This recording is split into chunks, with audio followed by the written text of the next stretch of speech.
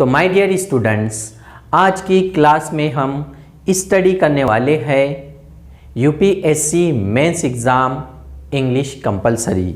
Yes, paper A English compulsory. कितने marks का होता है ये paper?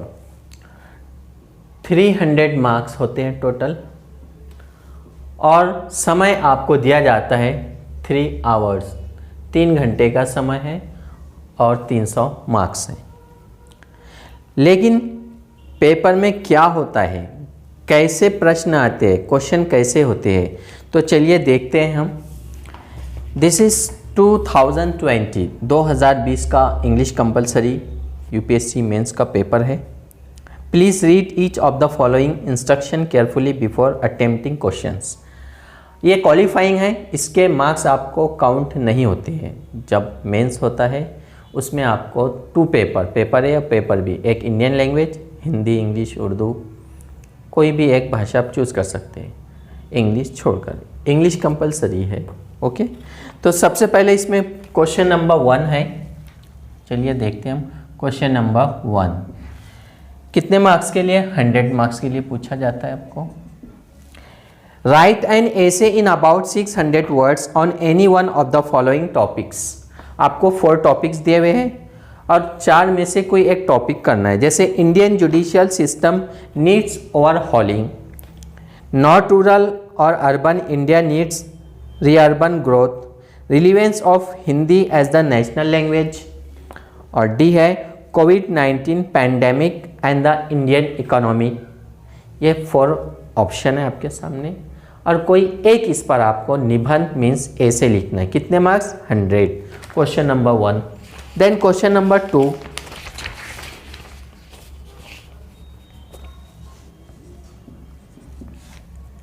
read the passage given below carefully and write your answer to the questions that follow in clear, correct and concise language। आपको 15 total 75 marks. एक question को आपको 15 marks मिलेंगे। 5 क्वेश्चन है ये।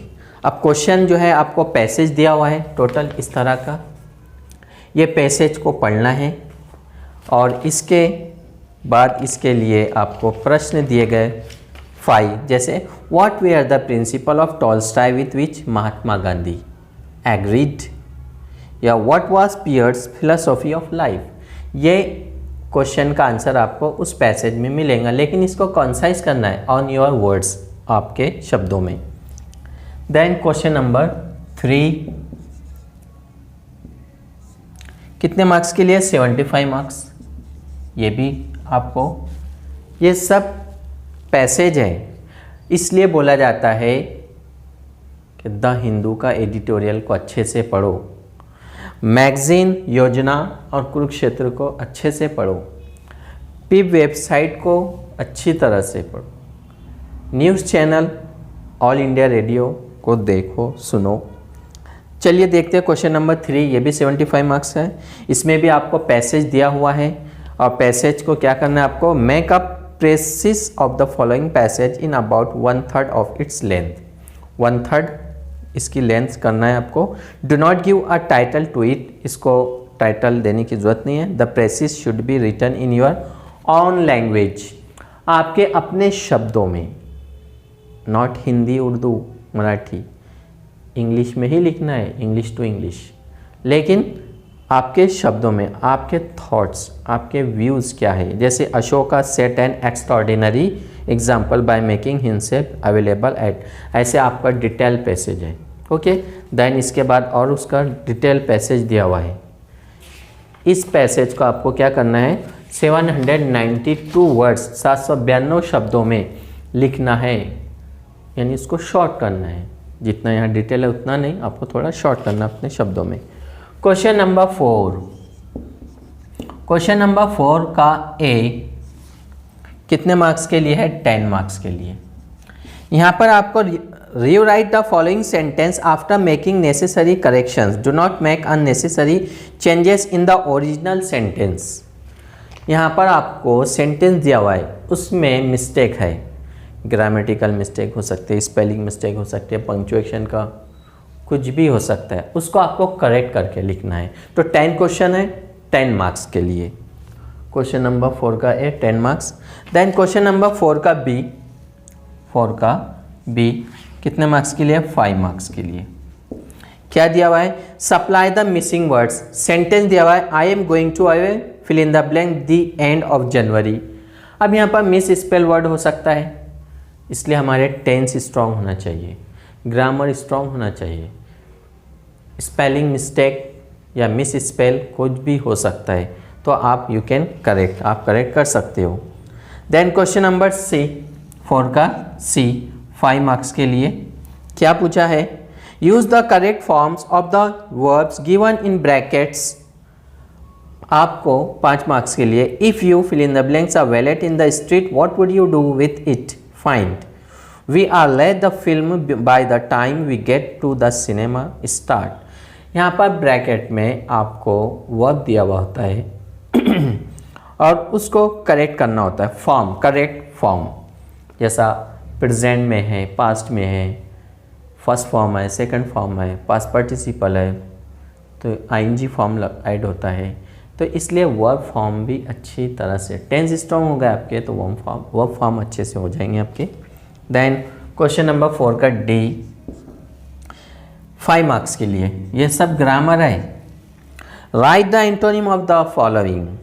अब यहाँ पे वोकेबलरी, इसलिए सिनोनिम्स, एंटोनिम्स, वन वर्ड्स और कई बेसिक वर्ड्स होते हैं, अच्छी तरह से स्ट्रॉन्ग करो। अगर आपने 5th से 10th तक का इंग्लिश ग्रामर वोकेबलरी स्ट्रॉन्ग कर लिया तो 300 में से आप अबाउट 200 स्कोर कर सकते हो। जैसे बोरिंग, इसका opposite word accept, exit, misanthropic and decent.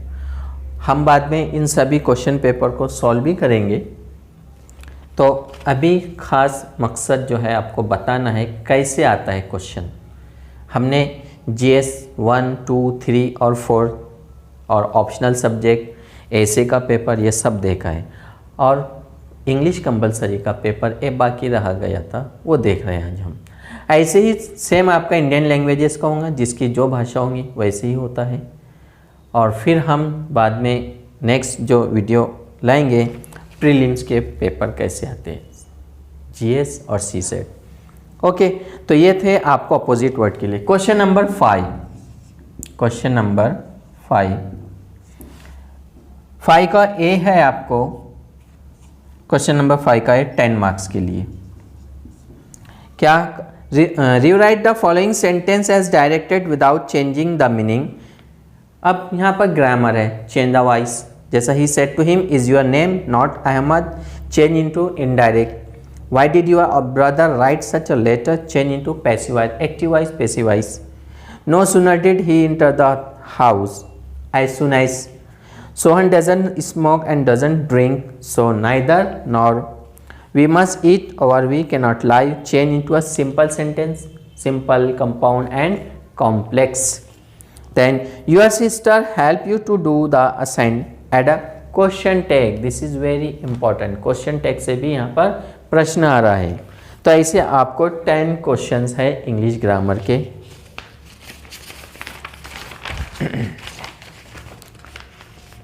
Change into complex sentence, simple, compound, complex, used to, provided, unless, ये सब क्वेश्चन है। 5 का बी 5 मार्क्स के लिए क्या पूछा है? Use the following words to make sentence that bring out their meaning clearly. आपको यहाँ पर मीनिंग बताना है। Do not change the form of words. आपको जो है यहाँ पर फॉर्म चेंज नहीं करना है, बल्कि marks will be given for वैग एंड एम्बिगुअस सेंटेंस, जैसे अल्ट्रिस, सेनिलिटी, ग्लिप, ऑस्टेंसिबल, टॉर्चियस, ये वर्ड्स हैं। इसके आपको मीनिंग बताना है, मेन मीनिंग्स, ना के वर्ड फॉर्म। नेक्स्ट 5 का सी 5 का C. Choose the appropriate words, fill in the blanks, 5 marks के लिए। अब देखिए फिल इन द ब्लैंक्स में कभी आर्टिकल्स आता है, कभी प्रीपोजिशन आता है, या कभी टेंस का फॉर्म आता है, या फिर कभी स्पेसेस, मिस स्पेल वर्ड ये भी आ सकता है। जैसे this is not an list at all but shows the kind of range, exhaustive या एग्जॉस्टिंग। देन क्वेश्चन नंबर 5 का